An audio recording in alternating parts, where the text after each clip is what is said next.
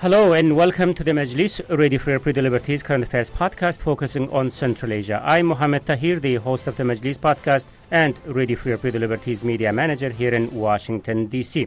Okay, so this week we are here to talk about Uzbekistan, and there are many reasons why we are focusing on this country in this particular discussion. Let's start with the good news. The news is that the State Department has removed Uzbekistan from the watch list of countries for possible violation of religious freedoms. Second, on December 10th, the world marked International Human Rights Day, and there have been certainly positive developments in this field during President Mirziyoev's term in the office, who is about to complete his fourth year as the president.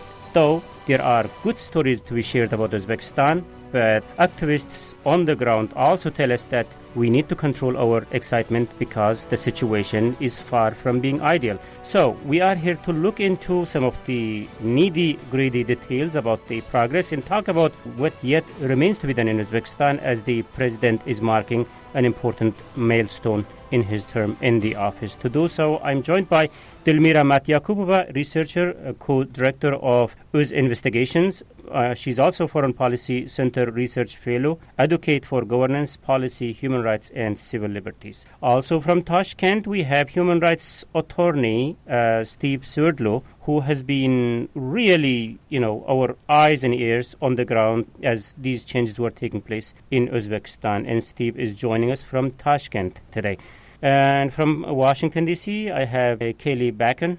She is a Central Asia analyst at the U.S. Commission on International Religious Freedom. And Bruce Pannier, the editor of Radio for Liberties Central Asia blog, Kishlok Owazi. Bruce is joining us from Prague. Thank you, colleagues, for joining us today. So let's start with the latest news about Uzbekistan being dropped from the list of countries under the watch list by the State Department. Steve, you are on the ground. You have been following this situation on the ground for a long time. So it was rather a sort of surprise to me when I saw this report. So tell us what you think. Are we there yet? We're not there yet. The honeymoon is definitely over. I think this is a time to examine the facts and to examine what has gone right in the past 4 years and what has gone wrong. And while I'm not one that agrees with the camp that says that all the improvements are completely superficial and that nothing has changed, nor am I really in the camp that says this is purely a modernizing authoritarian system, I do think there are genuinely real good signs that have to be encouraged. Okay, so, I also think we just Steve, really need to be vigilant and interrogate the facts. So just to inject one thing there, Steve. So what does this report suggest to you? I mean, what does this report tells to you? Well, the report, I think, is on its face, it's recognizing certain progress in the areas of registration of Christian communities. It recognizes that there have been steps in this new law that's about to be adopted, which would reduce the number of persons required to actually register a religious community from, for example, from 100 people to 50 people. And there have been some other areas in which certainly religious believers have been taken off the so-called black lists in the past years. There used to be a list where, if you were considered a religious extremist, and in many cases that was really just to be a religious Muslim in Uzbekistan, then you had to report to the police station, let's say twice a month. That has changed. There have been certain improvements in the area of religious freedom. While that is the case, we also know that there are still really thousands of individuals in prison who shouldn't be there, largely on religious grounds. And nothing has really fundamentally changed when it comes to the basic question of how do you choose your religion and how do you practice your religion. That is still very much something that is firmly within the remit of the authorities to decide for you. I certainly have a couple of other questions stemmed from what you just said, Steve. But before that, Dilmira, you are also on the ground. Of course, your real focus is human rights. We will get to it shortly. But in terms of the religious freedom, as an activist on the ground, what was your first-hand impression when you heard of the decision, like Uzbekistan being dropped from this watch list? Well, that was an interesting development, I think we are observing now. Well, to me, it's basically, I think, another act of endorsement of the current government's so-called reforms. I know I have a different position when it comes to reforms. There have been loud statements on that the Uzbekistan have irreversible, remarkable reforms. But I'll tell you one thing, there are two realities we observe here, the reality that the government has and the reality that the people have on the ground. So if you listen to government officials or diplomats, whoever, back the government, they would say, oh, they are remarkable reforms, they are irreversible, so on and so on. And Pompeo is stating that there have been significant progresses. I think it's too early to come to this conclusion yet, and to lift Uzbekistan from this special list on religious freedom. And I think we have to also remember the cases from the past, recent past, that the students, one student particularly at the International Islamic Academy was dismissed for just wearing a hijab, so expressing her religious belief, right? And then at the same time, you want to promote religious education, but you are violating individual rights, like dismissing student, for expression of her kind of belief. And I think here we have to be really careful when we talk about violation of religious rights, because the state's position is very important, and it has to be clear. If constitutionally it wants to be separate from the religion, and it has to make it in practice very clear that it does not meddle with religious associations or communities, as it says in the Constitution, Article 61, that state should be separate from the religion. So that is how I see it. Right. Okay. Kelly, I have to clarify first that this is not the Commission's report with which you are affiliated. However, you guys play some role in designations like this. So some technical questions here. So Uzbekistan, not in a very distant past, used to be among the list of countries of particular concern in terms of religious freedom. Then it was removed some time ago from that list. Now it is also removed from the watch list, which is a great success for the reputation of Uzbekistan, the authorities. But what does this designation technically even mean? Yeah, so I don't think that this decision from the State Department was especially surprising. I do think that we saw some signs that it was kind of moving in this direction. As you mentioned, the State Department first, delisted Uzbekistan from its countries of particular concern list, which are essentially considered the worst of the worst in terms of violators of religious freedom back in 2018, and then it kept them on the special watch list in 2019. Prior to that, of course, the State Department had long designated Uzbekistan as a CPC from 2006 to 2017. Now, as to the differences, between USURF's assessment, we have, differed in our position on Uzbekistan.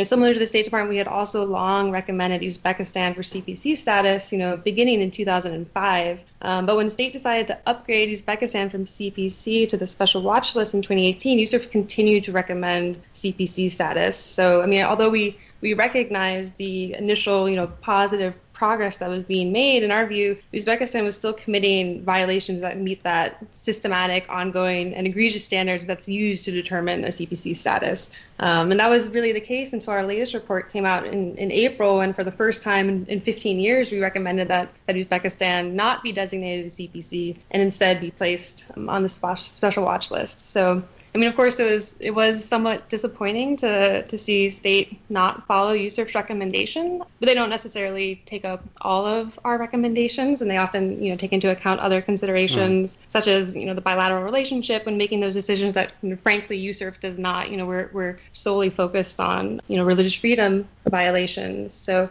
I don't think it's altogether surprising that they did this. I think it was in recognition of the progress that they have made, but USURF expects, a little bit more to be done, and for the level of these violations to decrease before, we made that similar recommendation. Yeah, I know when next time Uzbek authorities will come to Washington, D.C., how they are going to present this decision by the State Department. They are very PR savvy in that sense. But from that perspective, the thing is, though, Kelly, I thought this report to be one way to hold Uzbekistan accountable for the things that they still need to improve. Now, how we are going to differentiate, let's say, Uzbekistan from Greenland in terms of the religious freedom practices. Is the report kind of saying that, they are on the same level, on the same page? Because I don't see any other category. Like one is this particular concern list and the other was like a watch list. Is there any other list in which we can differentiate a situation in Uzbekistan from Greenland, for instance?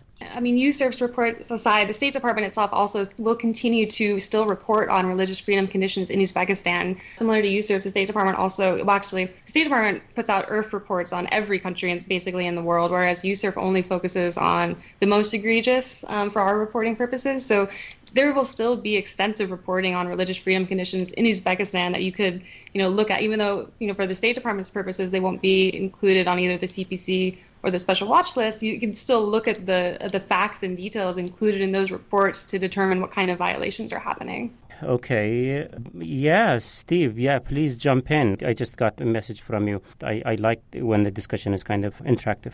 Let me just say that I've spent the last several weeks speaking with the relatives of people currently imprisoned for so-called religious extremism. And in many cases, we're talking hundreds to potentially more than 2,000 cases, we really have strong indications that these are people that were imprisoned under torture, in closed trials.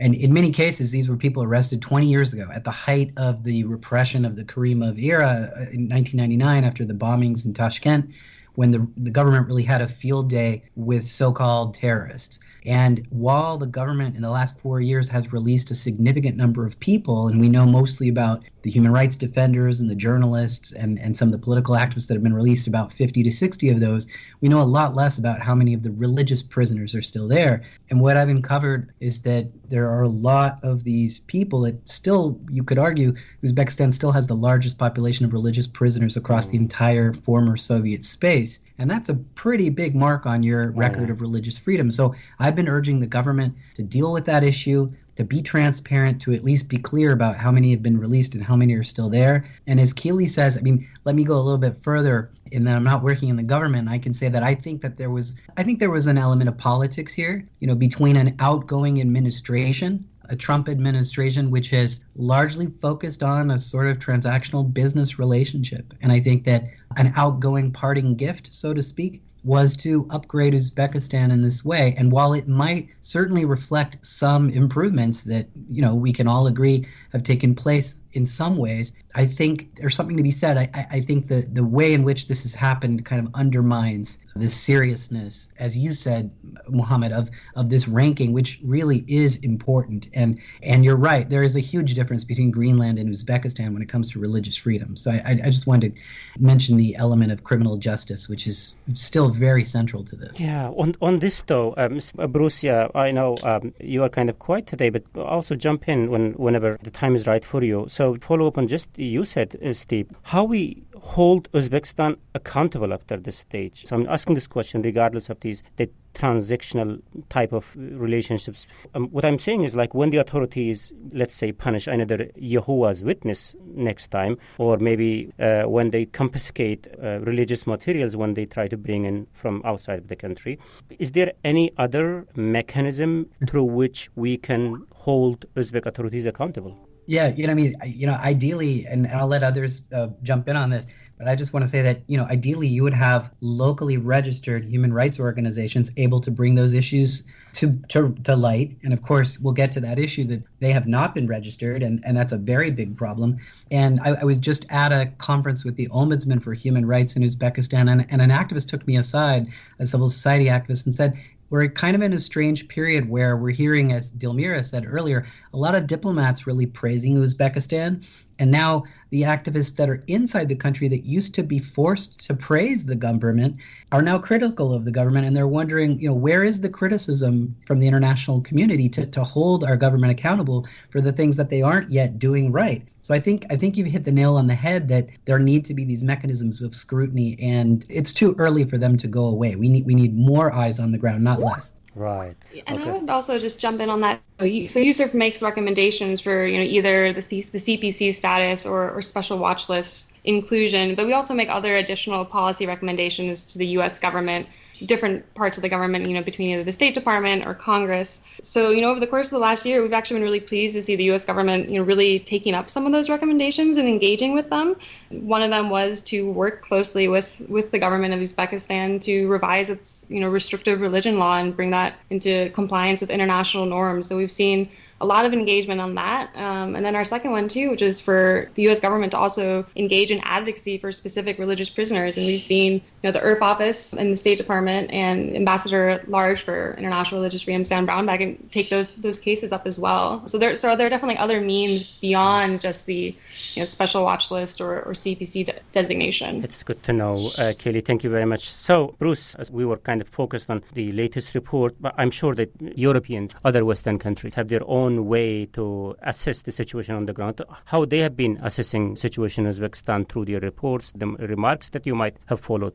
Well, I mean, obviously they mentioned it, and the European Union has really upped its game in Central Asia. They've been having a series of meetings and conferences with Central Asian officials. This is something that's raised, of course. I think one of the interesting things, or at least as I was trying to figure out why would the U.S. State Department drop them from the list, and what was this all about? And I kept thinking, is it so much better? And I've looked at Forum 18, and we know Felix Corley. He's been on the show before, and he still reports a lot of problems going on there. So it's clear that the situation, I agree that it's better than it was, that's for sure, but it's far from ideal at the same time. And I think this was same with the European Union. They don't say a whole lot about it because this is one area where Uzbekistan has made some progress, but publicly, and at least recently, there's not a lot of reports that contradict the narrative that there's progress in religious freedoms, as opposed to, say, media freedom, right? Where they've been, the government's been taken to task. Even the U.S. ambassador, complained about the problems with media freedom in Uzbekistan. So this is something they promised, but there's clearly been some progress but then regression. Whereas the religious freedom issue is, like I said, that it's significant. They released thousands of Muslims from prison. They have eased up. You don't see the kind of reports of people being arrested for being members of banned religious groups. They used to almost exclusively be Islamic, but you don't see those kind of reports lately, in the recent months and stuff. That might be because of lockdown. I don't know. But so this was kind of an easier issue to deal with, to give them some praise, and say, at least in my opinion, and say, yes, you've made progress, and we're recognizing this by, dropping you from the list, because there really hasn't been much regression in religious freedom, from the moves that they've made. As I said, it's far from ideal. That's interesting. That's an interesting point. Delmira, your thoughts on that? Yeah, I agree. Without major reports and giving this status to Uzbekistan and lifting it from the list, again, calling it a significant progress. How do you measure significant progress if you don't have, again, a substantial facts and reports from the ground? I think, to me, it's just purely a product and result of a good PR in Washington. And as we have been observing within the project of our US investigations, my colleagues, the PR is done very smartly by this administration, and there's no secret. And we have evidence to that, to support that. We know that there are agencies like Bridge Advocacy in D.C. is on a monthly retainer by public funds for development of mass media in Uzbekistan. And that is a huge thing. That means those people, the agencies involved in reputation laundering, just shortly speaking, because they're there to promote positive changes and good reforms, again, irreversible reforms. This is a catchphrase, actually, among the community who use and promote these reforms. We often hear these phrases, and this is the same song that's sang by this government of officials and PR agencies, state agencies who are promoting these ideas. Of course, then you get the promotions and endorsements like this one, and giving a certain better rating and improving your position in a World Bank's doing business kind of rating, right? So all actions, all things are done, to me, as a researcher, by this administration, is to improve its image, to rebranding itself, so that in the West or elsewhere, it's seen as a liberal, modernizing, democratizing state. Where in fact, in underground, we see the opposite. Right. It's been a really good discussion, and there are comments that people wanting to make. And Bruce, jump in. I agree with what Mira said. It's been a totally slick PR campaign that they've run. There's just no doubt about it. But to just add on to what I was saying a minute ago, as is the case with so many things in Uzbekistan, we're comparing with what was a very low base to start with, right? What would be baby steps or even insignificant in some countries gets great credit because it's so different than what Uzbekistan was doing before. But I have to throw in that, in fact, some of the things, for instance, that haven't changed, right, is that all the clerics are state appointed, right? Certainly in Islam, so this is something that hasn't changed at all. Right. So they have their own people doing the sermons in the mosque. And another sign, and this is very superficial, but it's telling of the Uzbek government, the beards for young men are still out. Mira mentioned the hijab, was also still problematic. You can't go to school wearing this. So we see that while there's progress, there's some lines that the old Uzbek government drew that you still can't cross, or you run into problems immediately. So, like I said, it's a very relative statement to say there's been progress because things were so bad, as was the case in forced labor and and freedom of speech, all that kind of stuff. So yes, there is progress, but is it again, if you're a 25-year-old and you walk around the street with a beard, you're going to get in a lot of trouble, even if you're not doing anything wrong. I mean, it's that how paranoid is that? Kelly wanting to jump in. Kelly. Yeah, I mean, I definitely agree with what Bruce says about the kind of like the spectrum of what progress means in the context of Uzbekistan. And I can only really speculate as to, the State Department's rationale and its decisions to, recognize this progress in Uzbekistan. But at least for USERF, in 2019, there were at least, two major developments that really contributed to our decision to no longer recommend them for CPC status. The first was that authorities largely ended the practice of police raids on unregistered religious minority communities. And this is, for a long time, really been a hallmark feature of numerous, USERF annual reports. And it was really a huge positive development. And then the second was the decision to close the Jaslik prison, which, as you know, is really notorious for torture and housing religious prisoners. And I'm sure, Steve could probably speak at greater length to that. There are lots of things that we could be discussing about this aspect of the human rights in Uzbekistan. I just need to move on, but still I want to give just a microphone to anyone who wants to say anything very briefly in terms of the religious freedom, then we will move on to the human rights. I completely agree with Bruce's assessment a minute ago about the low bar and Keely pointing out the raids. That is a real difference and that's great, of course, that they and all of those small gains, modest gains. It occurs to me that even the fact that, for example, they no longer lengthen sentences arbitrarily for prisoners for 3 or 6 years, a month before they're about to be let out on farcical grounds. The only reason those things have taken place is because the human rights community and, in some cases, the diplomatic community held very, very firm on pushing for those benchmarks, and those were hard-fought gains. And so I think we have to recognize that pressure works and we need to keep at it. One other observation to make is that I think just the attitude towards religion fundamentally, as Bruce just said, it's still so restrictive. And I think it would be a real loss if in this conversation and others we don't acknowledge that the fundamental right of to exercise one's religion, the state really still controls it and regulates it to such an extent. So if you pray outside of a mosque, if you conduct religious activity in an unregulated space, that's potentially criminal behavior. The concept of what is missionary activity or what is proselytism is still viewed exactly as Bruce was saying before in the way the lines were drawn 20 years ago. And that's something that hasn't changed, and it really speaks to the effectiveness and the power that Karimov really imposed on the body politic and has unfortunately sort of been entrenched and is going to take perhaps generations to get free of. Let's see.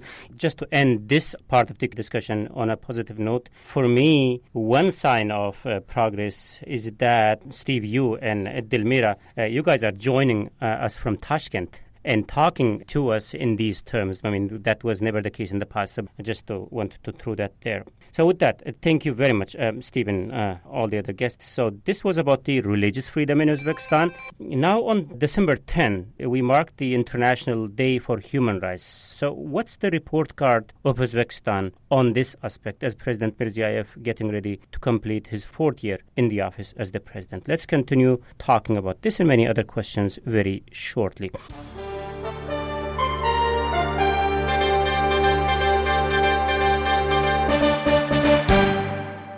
First, let me recap the debate that today on the Majlis podcast, I'm joined by Delmira Matyakubova, researcher, co-director of UZ Investigations, Steve Seberdlu, associate professor of practice of human rights at the University of Southern California. Steve is also human rights attorney and formerly Human Rights Watch's Central Asia researcher. He's joining us from Tashkent today. Kelly Bakken, Central Asia analyst at the U.S. Commission on International Religious Freedom. Bruce Pannier, the editor of Arafi Central Asia blog, Kishloq Awazi. Bruce is joining us from Prague today. And I'm Mohammed Tahir, Radio Free Liberties media manager and host of the Majlis podcast here in Washington, D.C. And we are discussing Uzbekistan in the context of the recent report by the State Department removing Uzbekistan from the list of countries watched for possible religious freedom. On human rights, usually, there are annual reports released marking this day, but I have not seen if there was any in this particular occasion.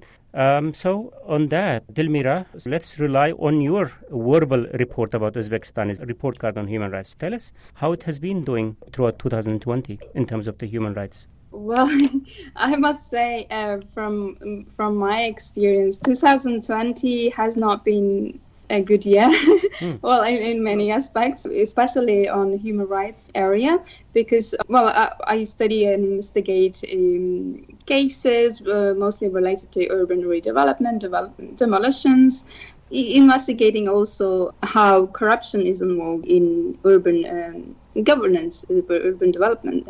Within those investigations, I must say that we should not separate these issues, like governance, human rights, corruption, kleptocracy, and these are very closely connected areas and we should be discussing because one affects the other. Wherever you have kleptocracy, you have human rights abuses. Wherever you have corruption, of course you have human rights abuses. It's everywhere. So I must say there has been lots of cases where we observed gross violations of human rights, particularly in the area of demolitions and evictions, forced evictions particularly. Forced eviction is itself as a gross violation of human rights according to the international law, but in national law Uzbekistan it's not explicitly explained that this is a violation. So that is solely creating so many problems for people who own property and businesses particularly. Recently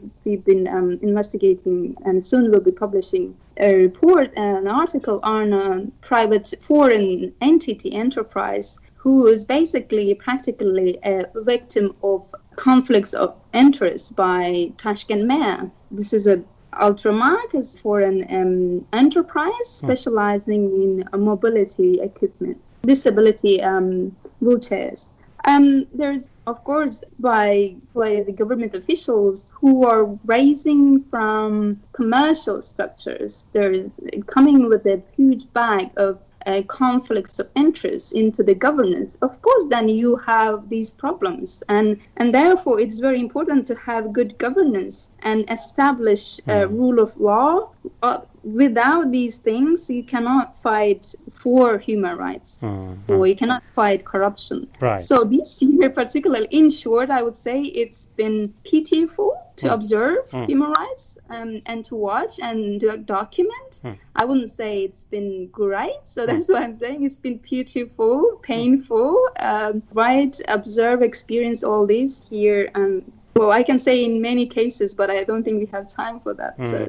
Yeah, let's also bring in our other speakers. Steve, so you have been following human rights forever in Uzbekistan. So was 2020 any different to, let's say, to 2019? Yeah, I mean, I like to begin with, there's no hierarchy or pyramid of human rights. I mean, and as Dilmira said, I think increasingly conversations about corruption, social injustice, lack of transparency coming out through the forced evictions, which happen in a way that really violates human rights. I think that's certainly more present in a way in the discussions that you have with people here, especially in Tashkent, that I encounter than before. And a lot can be said about that. But I like to begin with the deprivation of liberty, people who are in prison. And it has to be said that, in September, we saw another 4 high-profile political prisoners released. That's really important. For example, about 6 years ago, Human Rights Watch did a report on political prisoners. There were 34 of them in that report. And the 34th, the final one, was released in September 2020. In fact, a religious imam, a cleric, Ruhiddin Fakhridinov, who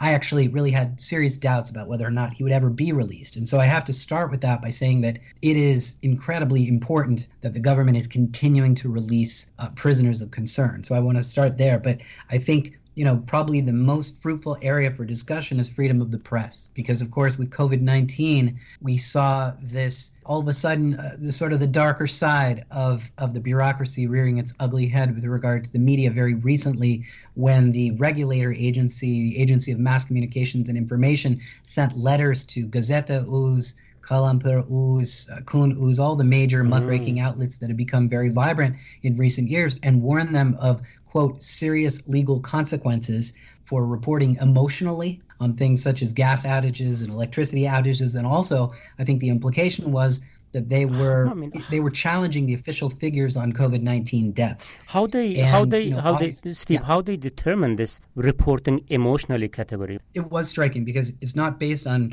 international standards, and of course the agency in some ways quickly walked it back when, as Bruce said earlier, the diplomats here on the ground luckily stood up very quickly, all in unison, and criticized that move. But the fact that it was, that this was done had a chilling effect on the media immediately. And, some of the advocates within the community here, this Gongo NGO, whatever you want to call it, this mass media NGO led by the former head of that agency, Kamil Alamjonov, came out with a very interesting statement saying that, in fact, this public spat between the agency and the fact that the newspapers complained about it publicly, that in and of itself showed that progress had been made, and that now newspapers and media outlets were able to stand up for themselves. He sort of turned it on its head without recognizing that the government has an obligation not to restrict freedom of speech. And it's a thou shalt not. Government shall not restrict freedom of speech. It's not what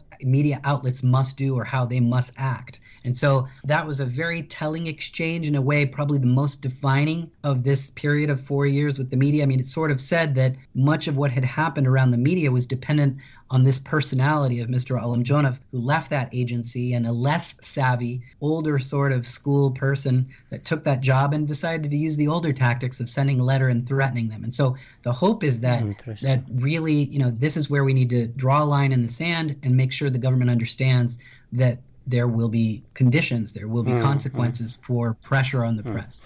Yeah, Bruce, let me bring you in here. Like earlier, you had a very intriguing piece in terms of the media. So it is interesting the way Steve is describing it, with the examples that you just heard. And it's the authorities' approach. It sounds like, one step forward, one step backward. I mean, how do you evaluate what is their issue there? Well, obviously, there's still some topics that are off limits for reporting, unfortunately, and in this case, it did seem to be that they didn't, the authorities, such as they are, didn't want them reporting bad news. The problem a lot of times media runs into, and I suppose, this is like the informal media, right? Social networks and, YouTube, bloggers, people like that. They run into problems with officials all the time, and even members of the regular press corps. The mayor of Tashkent is one, the former mayor of Fergana is another. There's people like that when there's bad reporting on them, I mean, they bring these people in. In the case of the Tashkent mayor, he's actually threatened to have people disappeared. But in the former Fergana mayor, Ganiyev, he went on a trip and he was insulted by the locals out there, and one of the guys reported on it. So he decided to arrest a bunch of people. So there's still these officials out there who for some reason are untouchable, and they're kind of like a good barometer of what you can report on and what you can't, because you can see that once people start to question them or hint in some of their posts, reports, whatever, that this official is not so good or that is problematic, inevitably and quickly they run into problems. So can you report on lower level corruption more than you could 5 or 6 years ago? Yes, you can. But there's some topics that are still, and they're important topics. That's the thing. The government's like, report about corruption so we can find out who these people are and root it out. But then they don't want to know that some people are involved in it. Like I said, low-level officials seem to be fair game. But so I can understand the frustration of the media.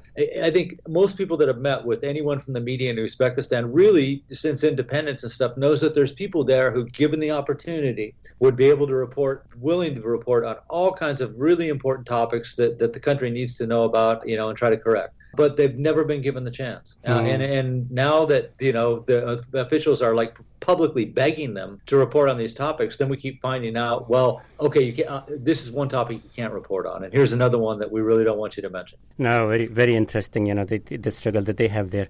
Unfortunately, as interesting as it is, the discussion we are having today, but we need to wrap up the discussion very quickly. Just some final thoughts here.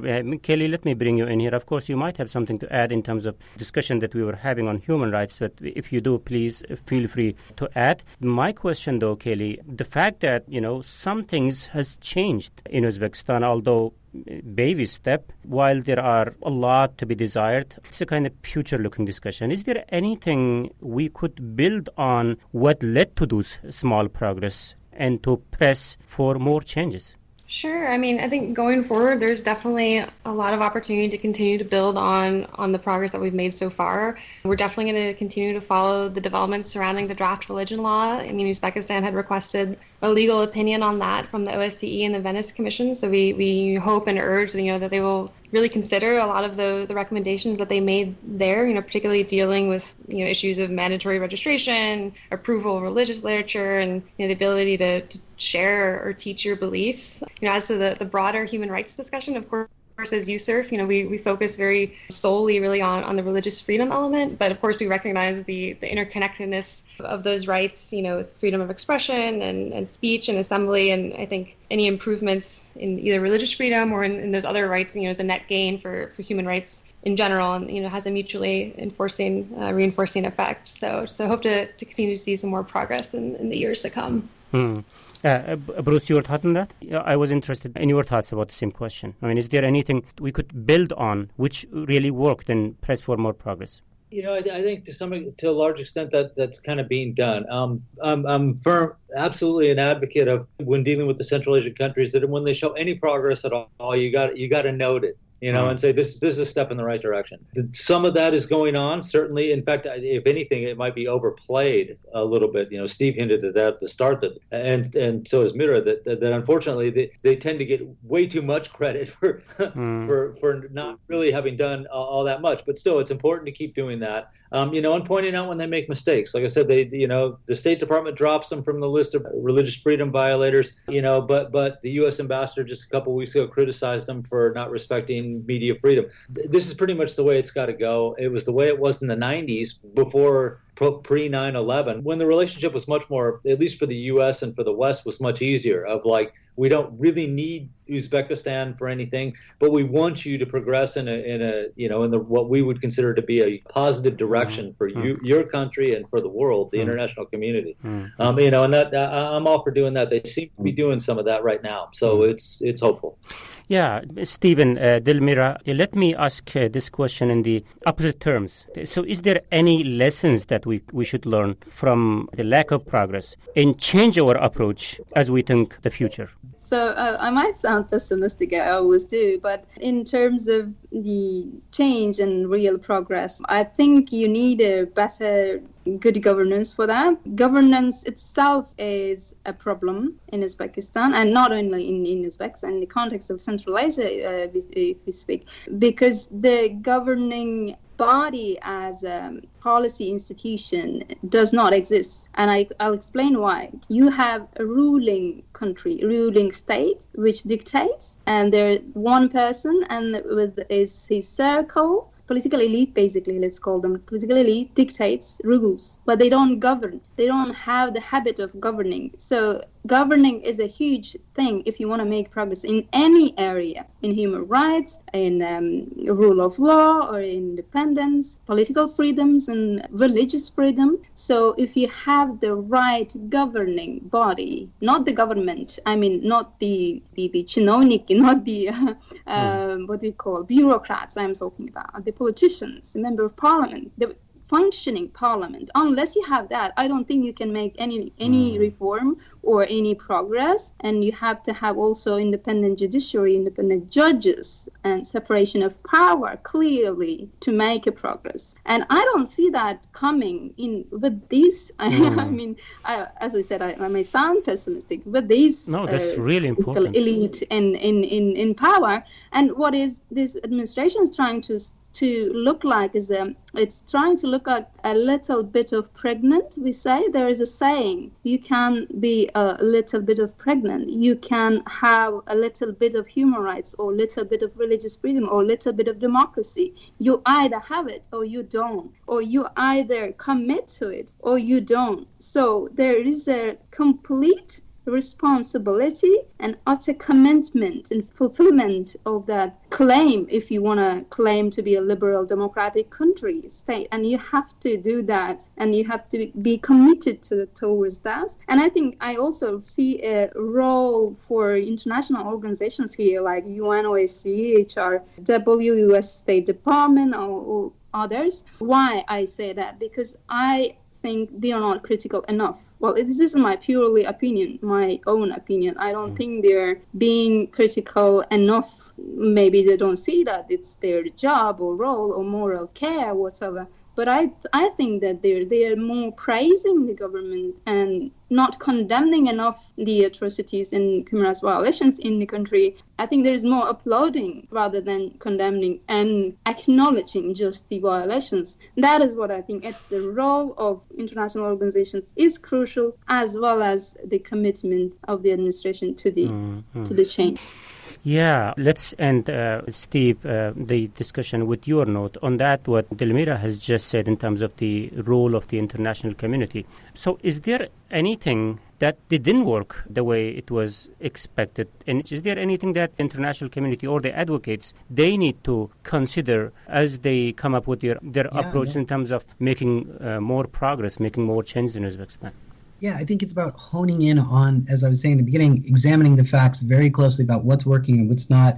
I think that if there's any lesson, it's that, of course, just as we saw last week when all the embassies spoke in unison about what the agency was doing to the newspapers on freedom of the press, it did elicit a response immediately. It just shows that you need to have principled diplomacy, you need to have consistent messaging, you need to have real consequences for violations of human rights. And I think it's important, as I look forward to 2021, in terms of that checklist that you asked about before, obviously NGO registrations, huge issue. We saw a recent organization got 18 times rejected, a youth organization that tries to help people distribute humanitarian aid. I think another area to mention is domestic violence, which is an epidemic in Uzbekistan. We did see 2 laws passed in the past year. You did an excellent podcast on it, so I won't go into it too much. But you need critical things like shelters, and you need, again, registration of organizations to be able to work on those things. And torture is still a problem that the UN Committee Against Torture talks about. We still don't have the Red Cross in going into jails, International Committee of the Red Cross. And again, forced labor, still an important issue to stay vigilant, even though there's been progress. So there are a lot of things that need to be worked on. And I think really, to me, the critical piece is without a vibrant media and without independent civil society getting registered and able to work, it's going to be hard to really see major changes as we lead up to another election cycle where, we haven't mentioned this, but no opposition parties. It doesn't look likely that they will be allowed to participate in those elections, and that's a very important thing. And we had Senator Safayev coming to Washington a few weeks ago, and I think he made the statement that the presidential elections would be completely different than they have been in the past. And I don't know what that meant, But in terms of what it would mean to a human rights activist, it would mean that you need to open up the political space and reduce the role of the security services and allow for, as Dilmira was just saying, not a little bit of democracy, but democracy. Right. Yeah, just to give a shout out, last week we had a conversation about gender equality and domestic violence. We had Irina Matvienko from Uzbekistan, and she was talking about the challenges to get an NGO registered. As you just reiterated, Steve, I guess it seems to be really a challenge there. With this, I think we need to wrap up the discussion here. Thank you very much, Steve Severlu, human rights attorney and the associate professor of practice of human rights at the University of Southern California. Steve was joining us from Tashkent. And also was joining us from Tashkent is Dilmira Matyakova, who's the researcher, co-director of Uz Investigations, also Foreign Policy Center research fellow, advocate for governance, policy, human rights, and civil liberties. Kelly Bakken, Central Asia analyst at the U.S. Commission on International Religious Freedom, and Bruce Pannier, the editor of Radio Free April Liberties Central Asia blog, Kishlok Owazi. Thank you, colleagues, for joining us today. Thanks for having me. Thank you. Thank you. Rahmat. Thank you. And this is from me, Mohammed Tahir, Radio Free April Liberties media manager and host of the Majlis podcast here in Washington, D.C. Until next week. Bye-bye.